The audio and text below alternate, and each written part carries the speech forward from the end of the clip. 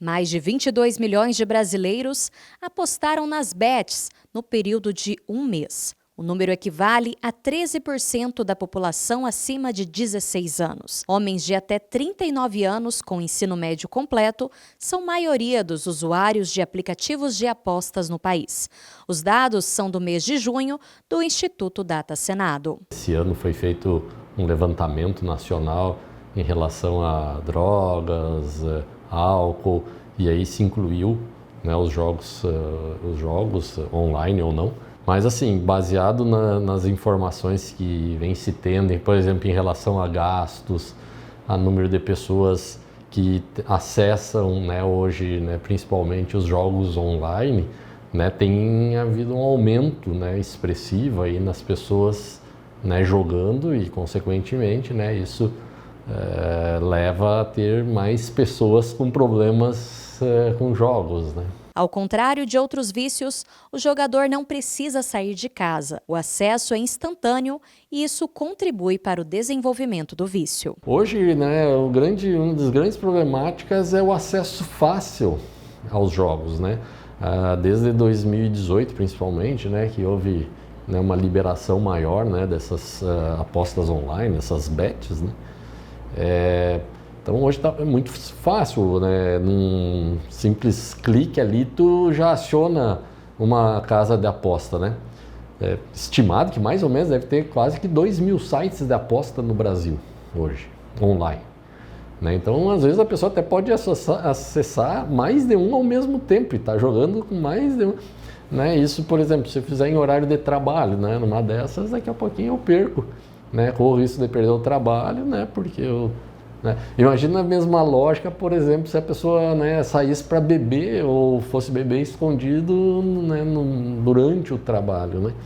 Então, você vê que há vários esses riscos, né, associados ao jogo patológico, né? É importante reconhecer os sinais de alerta do vício em jogos de apostas, que incluem aumento do tempo gasto em jogos, negligência de responsabilidades pessoais e profissionais, o aumento das dívidas e problemas financeiros. As consequências podem ser devastadoras, desde a perda de bens até a quebra de relacionamento. O levantamento mostrou que 42% dos apostadores tinham dívidas em atraso há mais de 90 dias. Sobre o valor gasto, a maior parte afirma ter desembolsado R$ 500 em aplicativos ou sites na internet. Isso pode se dar, às vezes, obviamente, pelo desenvolvimento, né, de quadros psiquiátricos em associação ou uma depressão, mas pode ser por consequências, né, às vezes pelos problemas financeiros, problemas pessoais, né, de relacionamento, né, que muitas vezes as pessoas acabam se envolvendo, né.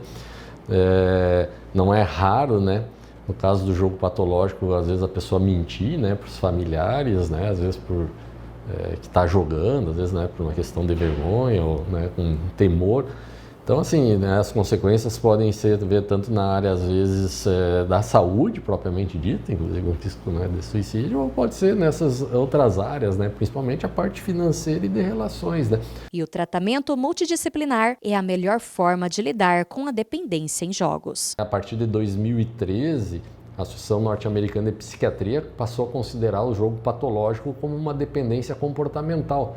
Ele está incluída no mesmo capítulo das dependências químicas, por exemplo, ao álcool, tabaco, cocaína, maconha, porque até as características se assemelham, né, entre uma dependência ao jogo e uma dependência, né, a alguma dessas substâncias, né? E aí o trabalho, em certa medida, ele é similar ao tratamento, né? Claro, no primeiro momento, né, a avaliação, né, a tentativa da identificação, mas o tratamento sempre, interessante dele seria um tratamento multidisciplinar, envolvendo a psicoterapia, quando se entender da necessidade de uso de determinados medicamentos. O tratamento, ele, em certa medida, ele é similar ao tratamento que se faz como se faz para outras dependências, né?